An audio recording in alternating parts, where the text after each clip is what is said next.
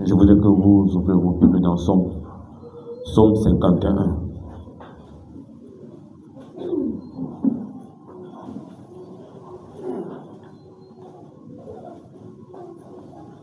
Je vais lire juste les 13 premiers versets. Psaume 51, je vais lire les 13 premiers versets. Nous y allons. Je lis dans la version du second. Lorsque Nathan, le prophète, vint à lui, après que David fut allé vers Bathsheba, « Ô Dieu, aie pitié de moi dans ta bonté. Selon ta grande miséricorde, efface mes transgressions. Lave-moi complètement de mon iniquité et purifie-moi de mon péché. Car je reconnais mes transgressions et mon péché est constamment devant moi. J'ai péché contre toi seul et j'ai fait ce qui est mal à tes yeux, en sorte que tu seras juste dans ta sentence, sans reproche dans ton jugement. Voici, je suis né dans l'iniquité et ma mère m'a conçu dans le péché. Mais tu veux que la vérité soit au fond du cœur. Fais donc pénétrer la sagesse au-dedans de moi. Purifie-moi avec l'hysope et je serai pur. Lave-moi et je serai plus blanc que la neige. Annonce-moi l'allégresse et la joie, et les eaux que tu as brisées se réjouiront. Détourne ton regard de mes péchés, efface toutes mes iniquités. Ô Dieu, crée en moi un cœur pur. Renouvelle en moi un esprit bien disposé. Ne me rejette pas loin de ta face, ne me retire pas ton Esprit Saint. Rends-moi la joie de ton salut et qu'un esprit de bonne volonté me soutienne. Amen. Seigneur Dieu notre Père, ceci est ta parole et nous prions que le Saint-Esprit puisse l'interpréter pour nous, afin que, Père bien-aimé, la joie et l'allégresse soient notre partage, afin que, Père bien-aimé, nous puissions être à la hauteur de la vie, Père bien-aimé, que tu nous donnes par ta parole au nom de Jésus-Christ. Bénis mon frère, bénis ma soeur, bénis ton peuple ici rassemblé, que ta présence puisse se mouvoir au milieu de nous, Seigneur. Pardonne nos erreurs, nos manquements et nos faiblesses, alors que nous nous recommandons de tes mains. Parle-nous ce soir au nom de Jésus-Christ. Amen. Veuillez vous asseoir. Que le Seigneur bénisse chacun de vous.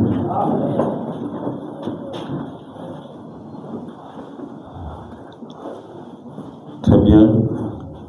Nous sommes heureux ce soir de nous retrouver dans la maison du Seigneur, qui est, comme le dit la Bible et comme le répète notre prophète, c'est une maison de correction. Amen.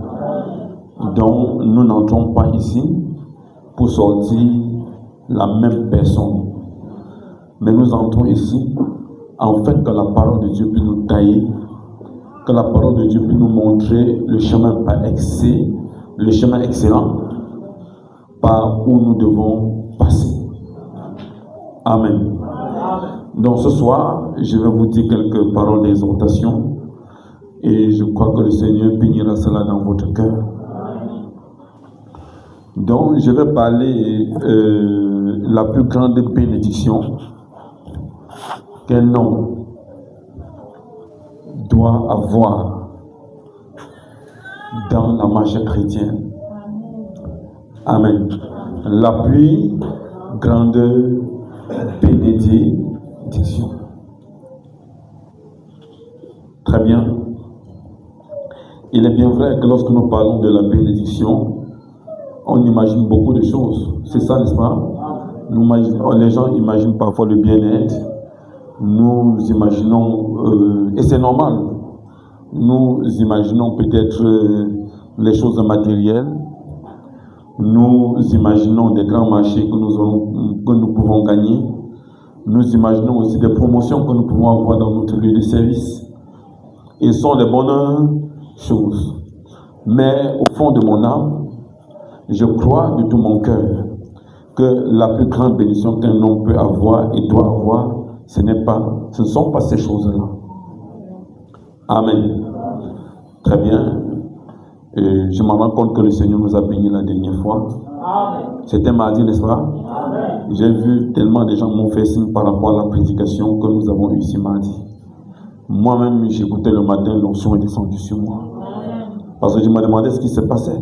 J'écoute, je n'arrive plus à m'arrêter. Quand c'est la prédication, quand c'est sur WhatsApp là, ça ne donne pas bien. Il y a trop de bruit de consort. Mais quand vous écoutez en regardant vous-même, quelque chose se passe au-dedans de vous.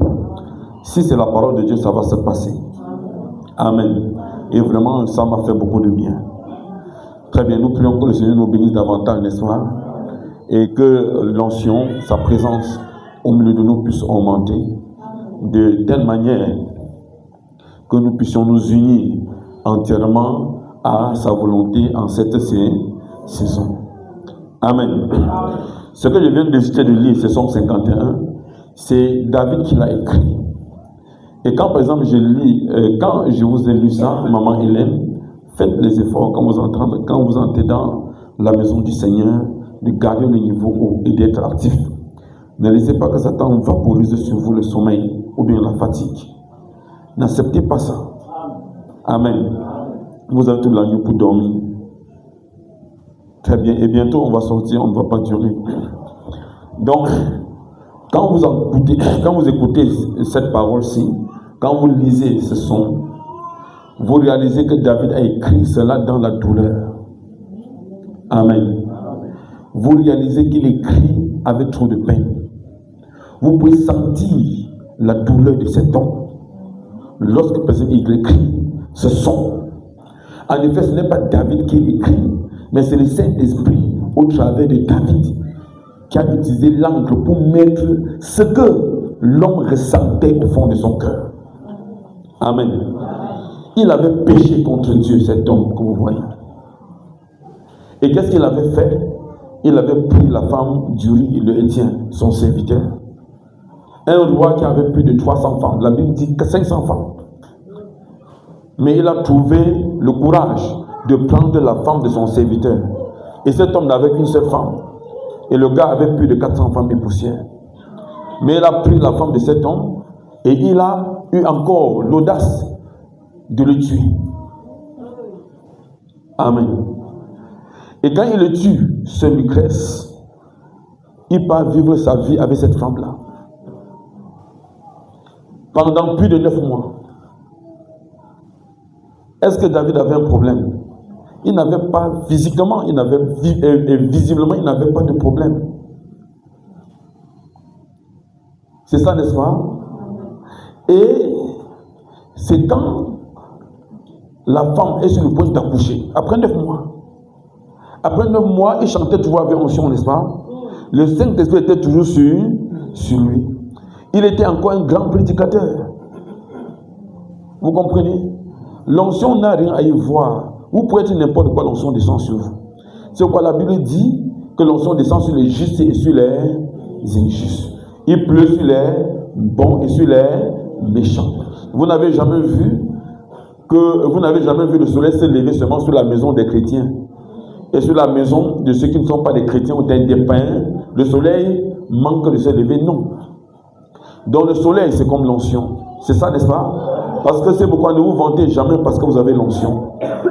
Que votre joie ne se résume pas parce que vous avez l'onction, parce que vous chantez, les chants guérissent, parce que vous priez, il y a des miracles, parce qu'en réalité, vous faites beaucoup de choses pour Dieu et vous avez des grands résultats. C'est ça l'onction, n'est-ce pas? Mais l'onction ne justifie pas que vous êtes en ordre avec Dieu. Amen. Je vous le dis la vérité, Église. David a vécu comme ça, comme vous le voyez, comme vous et moi nous vivons, nous sommes à l'église. C'est à l'approche, à 9 mois, avant que la femme n'accouche, c'est là où Nathan arrive. Et Nathan lui dit, Nathan vient d'abord avec l'anecdote, donc il vient d'abord par une histoire. Il dit que mais un homme avait plus de 500 brebis. Et il vivait une vie dans l'opulence, il vivait une vie de richesse, une vie de grandeur. Il ne manquait absolument de rien. Mais un jour, un visiteur rend visite à cet homme qui était riche, qui avait tout. Un visiteur, c'est ça, n'est-ce pas? Un visiteur rend visite à cet homme qui avait tout, mais au lieu, par exemple, de prendre une brebis parmi toutes ces brebis pour, par exemple, accueillir ces visiteurs, il part plutôt chez son voisin qui n'avait qu'une seule brebis. Il prend cette brebis-là. Il ne prend pas seulement cette brebis-là, il tue le propriétaire de cette brebis avec plus de 500 brebis chez lui. Et il tue ce brebis pour accueillir le visiteur. Et quand il entend ça, quand David entend ça, il se fâche. Il dit l'Éternel est vivant. Cet homme ne doit pas vivre. Vous comprenez, Église? Est-ce que vous suivez, Église? Cet homme ne doit pas vivre. Il ne mérite pas la vie. Cet homme va mourir. Il part jusqu'à bousculer Nathan, le prophète qui est en train de parler. Que où est cet homme sur mon territoire? Cet homme n'a pas le droit de vivre. C'est ça, n'est-ce pas, Église? Je vais vous montrer où se trouve la bénédiction d'un homme ou d'une femme. Mais Nathan tourne la tête et le regarde dans les yeux et dit: cet homme, c'est toi.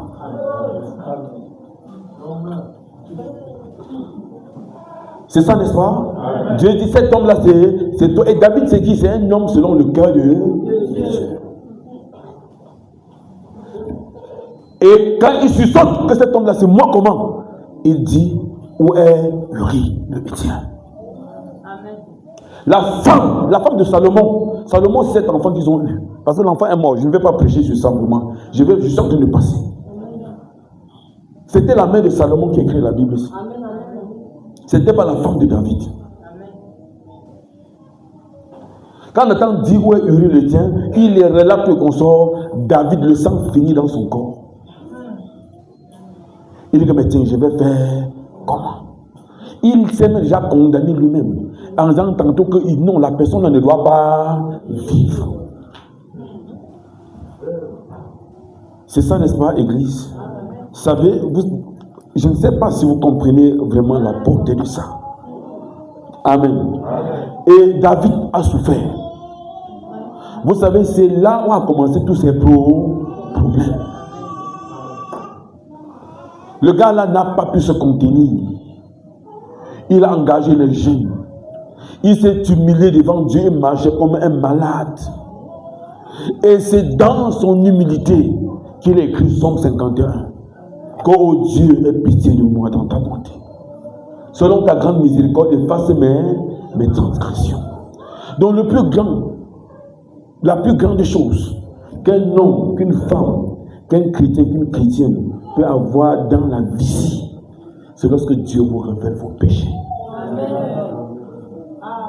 Amen. Pourquoi Dieu a révélé les péchés à David? C'est parce que David était la semence de Dieu. C'était un homme selon le cœur de Dieu. Et si vous êtes la semence d'Abraham, Dieu va vous révéler vos péchés.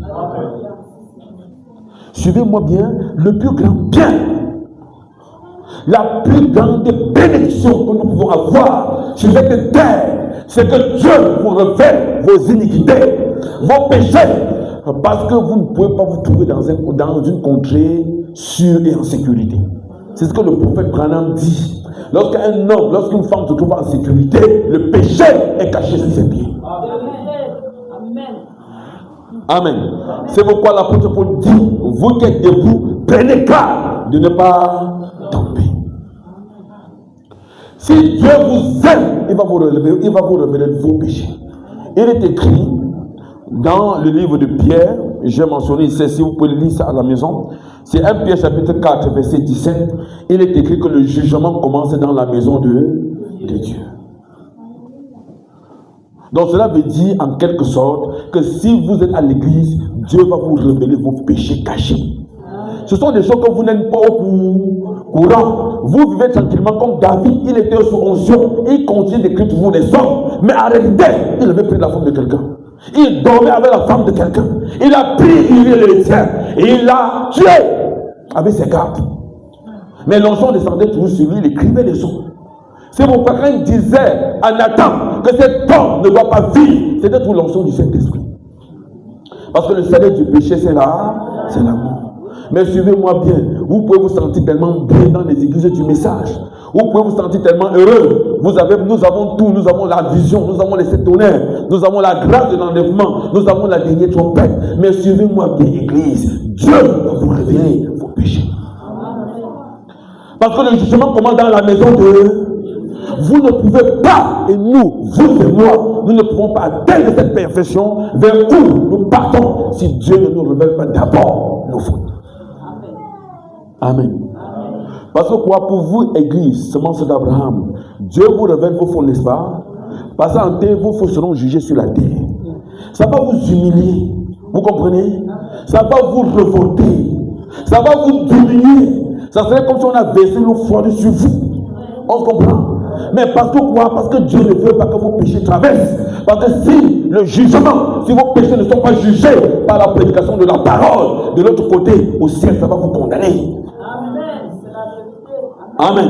C'est pourquoi, par exemple, quand on prêche, ça vous dérange aussi. Ce que je vous prêche, là, je vous dirai plus tard, c'est une expérience que j'ai vécue aujourd'hui. J'ai vu aujourd'hui dans un champ comment, par exemple, quelqu'un m'a frappé. Il dit, j'ai été frappé. Et puis quand j'ai été frappé, vraiment, j'ai senti ça au-dedans de moi. J'ai dit, je vais recevoir quelque chose aujourd'hui. Et je l'ai reçu. Or, je ne prends pas ça mal.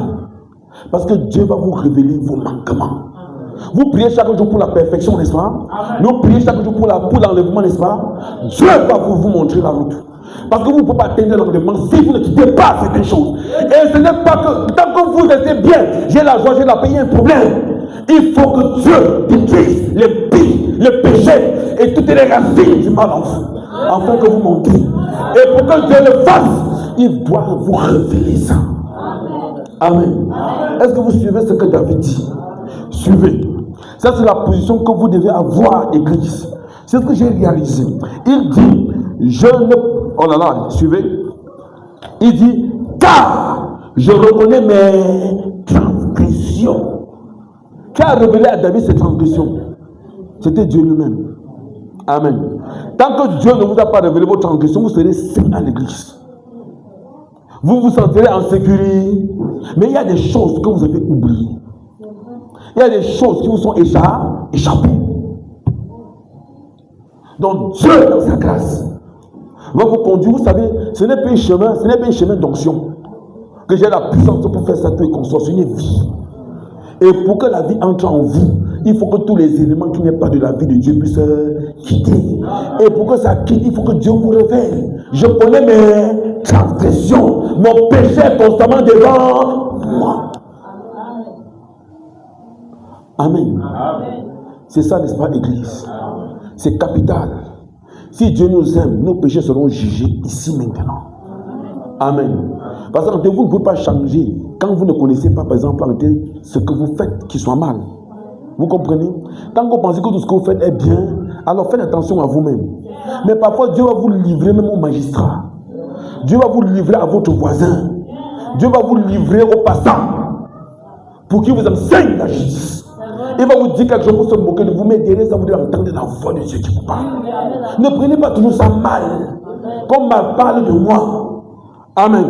Ce que les gens là disent, vous pouvez penser en qu'il m'a parlé de vous. Certainement, il m'a parlé de vous, n'est-ce pas? Mais vous pouvez voir au travers de ça, parce une opportunité, au travers duquel Dieu est en train de te faire attendre. C'est mal. Amen. On se comprend? Pourtant, quand vous marchez, vous êtes saint. Parce que la Bible, n'importe qui est saint à ses propres yeux, non? Et la Bible dit, ne soyez pas sage à vos propres. Attendez que quelqu'un vous dise que là, ce n'est pas bien. Dieu va vous lever et quand la personne va faire, tu vas ressentir ça au fond de ton âme. Ça n'est pas seulement quelque chose qui est passagère, mais c'est quelque chose que tu ressens au fond de ton âme. Et quand tu ressens ça au fond de ton âme, c'est le péché qui est jugé. Amen. Et rassurez-vous, vous ne serez plus la même personne. Les gens attendent que le Saint-Esprit descende sur eux pour faire des histoires que consomment. Mais suivez-moi bien. Pour que vous puissiez atteindre la maturité spirituelle, il faudrait que Dieu vous expose. Amen. Dieu va vous exposer pour que ce qui est mal quitte. Laissez qu'un frère puisse vous reprendre. Laissez qu'une soeur vous reprendre. qu'il vous reprend, que par exemple on vous reprend suffisamment, jusqu'à ce que vous sentez que vous n'êtes rien, jusqu'à ce que vous puissiez vous humilier. Amen. Parce que je dis ça parce qu'il y a trop de suffisants. Tellement les gens suffisants à eux-mêmes. Vous ne pouvez rien les dire. Vous ne pouvez rien les apprendre. Ils ont toujours raison. Ça, c'est la semence du diable. C'est pourquoi leurs péchés sont voilés. À l'église, ils sont plus saints que tout le monde. Même plus que Jésus, ils sont plus saints que Jésus. Parce que quand leurs péchés les est voilés, Dieu ne les dira jamais leur faute. Dieu ne pourra jamais les ramener à l'ordre. Non, parce que quoi, ils sont saints. Mais pourquoi Dieu se cache à eux? C'est parce que les péchés vont les condamner après. Mais Dieu va vous révéler vos péchés. Parce qu'il ne veut pas que vous partiez là-bas avec ça. Amen. On ne peut pas se tenir dans la présence du Seigneur avec le péché. Il n'y a pas l'enlèvement des pécheurs. Il y a l'enlèvement des saints. C'est pourquoi Dieu est à l'église. Il va vous purifier. Amen. Et rassurez-vous, il va même utiliser le corbeau dehors pour vous laver. Ne dites pas que tu es un pécheur, tu es pas un enfer. Dieu peut les utiliser pour vous parler. Que ce n'est pas comme ça qu'on fait. Amen. J'ai un grand frère. Mon grand frère que j'aime beaucoup. Voyez-vous, j'ai tellement appris de lui. Mon frère Michael. On s'appelle frère Maïmka. J'ai tellement appris de lui. Vous comprenez? Parce que vous savez, quelqu'un qui vous reprend, c'est dur. Et quand il te reprend, je vous assure, tu peux pleurer pendant une journée. Qui te reprend, ce n'est pas avec les mots durs. Ce n'est pas qu'il est mieux que toi. Mais parfois, Dieu va placer certaines personnes qui ne te connaissent, qui ne croient même pas ce que vous croyez, qui ne sont même pas des chrétiens, mais qui va te redresser. Vous comprenez? Mais ce n'est pas que celui qui te redresse, c'est que Dieu l'utilise pour te montrer la voie. Et pourtant, lui n'est rien. Pourtant, Dieu ne lui révèle même pas ses propres péchés. Mais pour toi, il expose au carrefour. Amen. David était un homme selon le cœur de Dieu. Est-ce que son péché était plus pire que celui qui partait à la guerre tuer 500 personnes? Non, vous comprenez? Mais pourquoi Dieu a exposé le péché d'un homme selon son cœur au monde entier? Jusqu'aujourd'hui, même les enfants lisent. Est-ce qu'on se comprend, Église? C'est parce que Dieu ne veut pas que vous soyez comme le monde. C'est pourquoi Dieu veut vous purifier. Il veut séparer les pauvres du monde. Amen. Vous ne mentez pas. C'est qu'il y a beaucoup, plusieurs ici ne mentent pas. Vous ne forniquez pas. Vous ne trichez pas. Beaucoup ici se peuvent frapper la main sur la poitrine pour clamer que comme vous voyez là, je n'ai rien à me reprocher. Mais vous dites ça jusqu'à ce que Dieu entre en scène dans votre vie. Vous voulez que vous êtes la plus pire personnage qui existe sur la terre. Je vous dis la vérité. Les gens sont saints parce qu'il n'y a pas une réalité de Dieu. Parce que Dieu ne veut pas. Quand Dieu veut vous amener à la perfection, vous devez voir que vous êtes rien. Il va vous dire des choses. Il va vous dire, s'il parle par la parole, vous ne comprenez pas. Parce que vous priez pour la perfection. Vous priez parce que la vision est dans votre cœur. Dieu va même utiliser un oiseau un peu pour vous parler. Amen. Ça va vous faire mal. Mais vous devez vous repentir avec des larmes, avec des cris. C'est ça, n'est-ce pas? Il y a un homme ici, que j'ai son histoire. Je vais lire rapidement. C'est Daniel Curry. Daniel Curry était un grand évangéliste. On se comprend? C'est parce que parfois l'onction ne doit pas nous tromper. Vous comprenez? Nous avons l'onction. Amen. Vous avez l'onction. Mais le frère Branham dit, ne jugez jamais votre vie par la quantité de miracles, des songes et des prophéties que vous avez et que ça se réalise. Ne jugez jamais votre vie par la quantité d'onction que vous avez. Mais jugez votre vie. Si et seulement jugez votre vie et croyez que vous êtes sur la route, si seulement, si et seulement si Dieu vous révèle vos péchés. Amen. Amen. Si Dieu ne vous révèle pas vos péchés, vous êtes la personne la plus malheureuse de l'église.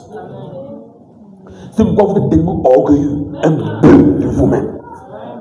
On se comprend? Vous pensez que le Saint-Esprit est seulement sur vous. Oh, les gens, tel l'a fait comme ça, tel fait comme ça. Moi, je ne fais pas. Tu sais, est-ce que Dieu est entré dans ton cœur? C'est pourquoi le frère Branham dit, si réellement le Seigneur est dans ton cœur, tu ne verras jamais le péché de ton frère. Amen. Est-ce qu'on se comprend, Église? Si Dieu montre vraiment les fautes des gens, oh là là, et c'est ce que je veux.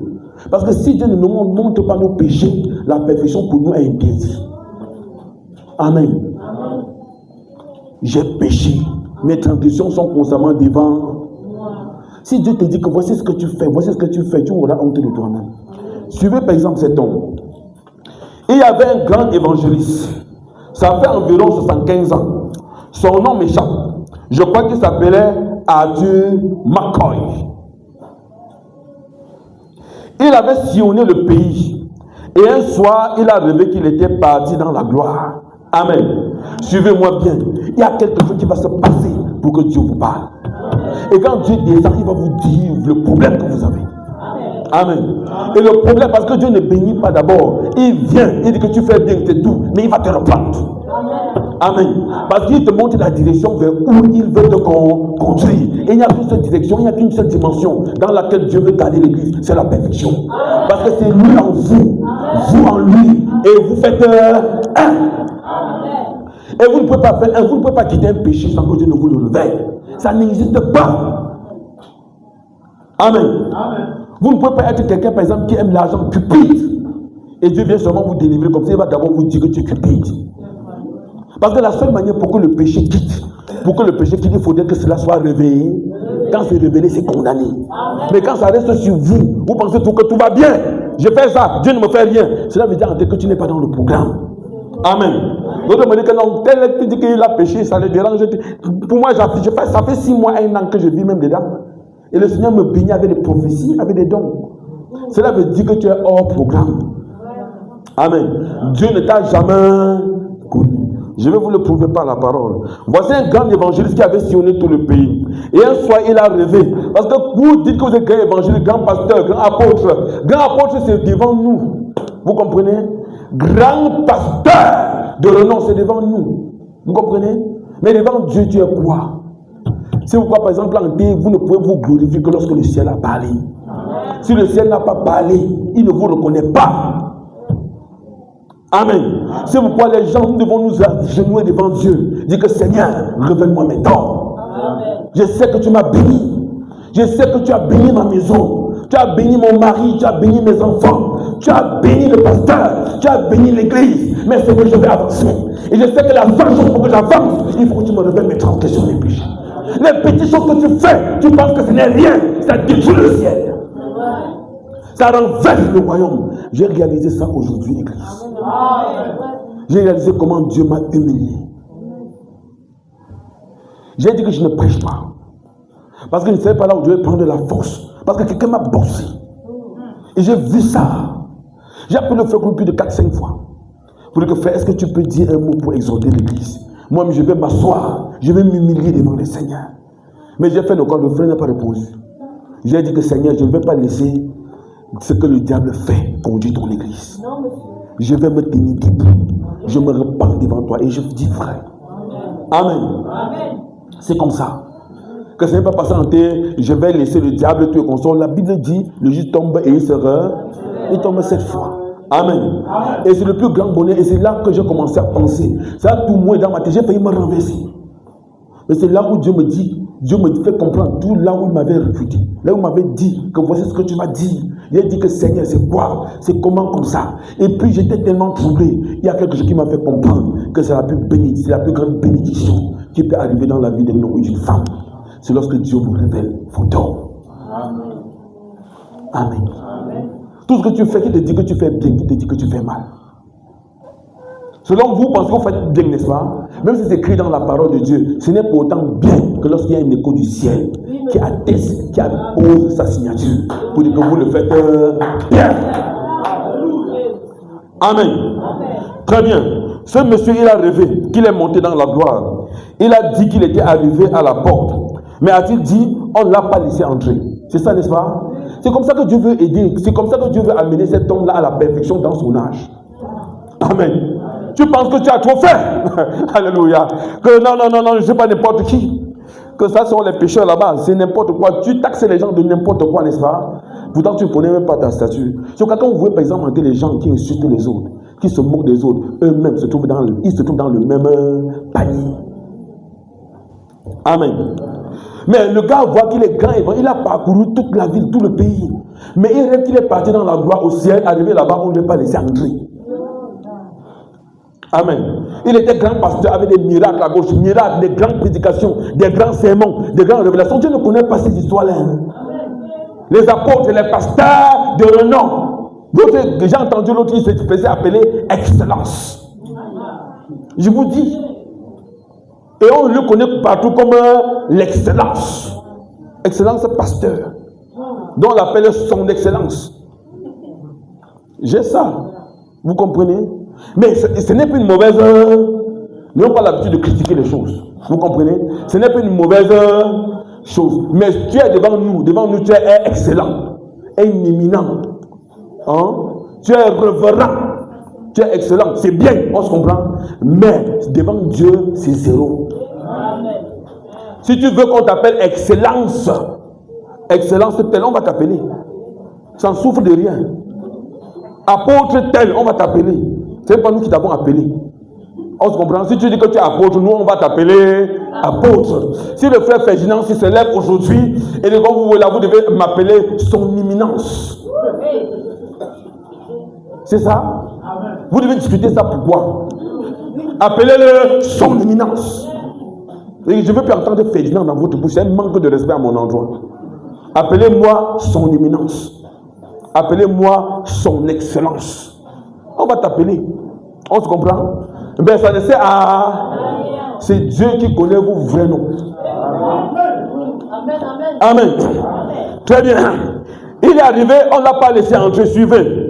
Il a dit, je m'appelle Arthur McCoy des États-Unis. Je suis un évangéliste. Il dit ça où? À la porte du ciel. Alléluia. Alors, le gardien est allé à l'intérieur. C'était un songe. Dieu va vous parler. Amen. Alléluia. J'ai vu quelqu'un me donner un coup. Amen. J'ai vu comment j'ai descendu la colline, mais une colline qui n'avait même pas de route. Et quelqu'un m'a frappé. Et je n'étais pas sûr. Il y avait d'autres prédicateurs là-bas qu'on les a frappés. J'ai dit que mais qu'est-ce que j'ai fait? Il m'a donné un coup. Lui-même il a tombé. Il dit que mais je tombe pourquoi? C'était un grand militaire comme ça. Et puis il me donne un coup. Je tombe moi aussi. Je n'arrive plus à me lever. Et après je vois que je me lève. Mais j'ai dit que mais ça c'est quel genre de coup comme ça? Qu'est-ce que j'ai fait comme ça là? Et puis je me suis levé. J'ai dit quelque chose va arriver. Mais c'est Dieu qui me montrait son amour. J'ai compris ça, l'église. Ça m'a fait couler les larmes. Je ne sais pas comment je peux faire. Mais j'ai dit, j'ai reçu ce coup. Mais Seigneur, aide-moi à me relever. Suivez. C'était un songe. Il est allé à l'intérieur et a dit, je ne trouve mon nom nulle part. Amen. Un évangéliste qui ressuscite les morts, McCoy. Tapez son nom tapez son nom sur internet. Les malades sont guéris. Mais devant Dieu, il est grand évangéliste. Son serviteur. Son excellence, McCoy. Mais son nom ne se trouve là-bas. Son nom ne se trouve nulle part. Très bien. Alors, le gardien est allé à l'intérieur. Il a dit, je ne trouve pas ton nom. Il a dit, mais, eh bien, j'étais un évangéliste. Il a dit, monsieur, là-bas on ne parle pas haute-voix. Eh bien, est-il possible, quelque chose ne va pas? C'est lui qui dit aux anges, hein, mais qu'il y a quelque chose qui ne va pas dans votre registre là. Et c'est comme ça que ça va arriver. Il a dit, non monsieur, j'ai le livre ici. Je ne trouve pas votre nom nulle part. Et il a dit, eh bien, y a-t-il quelque chose que je puisse faire à ce sujet? Vous voyez, tu commences à parler à haute voix, mais quand tu vois que c'est Dieu, tu commences à baisser le ton. Que je peux faire comment? Amen. Et ça, c'est pas possible. N'arrivons jamais à ce niveau-là. Il a dit, vous pourriez porter votre cas en appel au jugement du trône blanc. Que Dieu nous aide. Je ne veux pas me retrouver là. Amen. Donc le jugement du trône blanc, c'est quoi? C'est après la résurrection. C'est la dernière résurrection où on sauve les choronques, où tout le monde, où on sauve les gens qui ont donné l'eau à boire aux enfants de Dieu, tous les consorts. C'est la masse. On se comprend? C'est quoi la Bible dit? Eux, ceux qui ont part à la première résurrection. Donc, comme tu ne vois pas ton nom pour l'enlèvement, si n'est-ce pas, comme tu vois là, tu vas seulement descendre à la grande tribulation. Et là-bas, on va checker ton nom pour voir s'il y a quelque chose qui peut faire à ce que tu sois sauvé à ce moment-là. Amen. Et le frère Branham dit que Dieu nous aide. Je ne veux pas me retrouver là. Suivez. Et il a dit, eh bien, si c'est là mon seul espoir, alors je pense que je vais devoir porter mon cas en appel. Si c'est le seul,